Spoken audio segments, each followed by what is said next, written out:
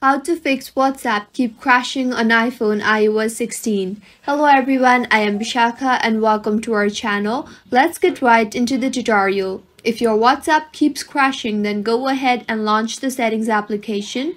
Tap on General and you will see the option for Background App Refresh. Tap on that and then toggle off the button for WhatsApp. In General again, tap on iPhone Storage, scroll down and find the WhatsApp option there and tap on that. You will see the Offload App option. Go ahead and offload the app and reinstall the app again. Reinstalling the app will make sure that an updated version is installed, which will further fix bugs in the app. Do not worry because offloading the app will just delete the app but keep its documents and data. Doing this will free up storage used by the app and will fix the app further.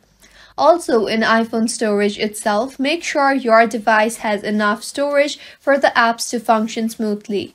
Go back to General and tap on Software Update now. Make sure your device is updated to the latest version for the apps to function smoothly. If not, go ahead and update your device further. Lastly, if it is still not fixed, tap hold on the WhatsApp application. You will see the option for Remove App. Tap on that and then in the pop-up that appears, tap on Delete App.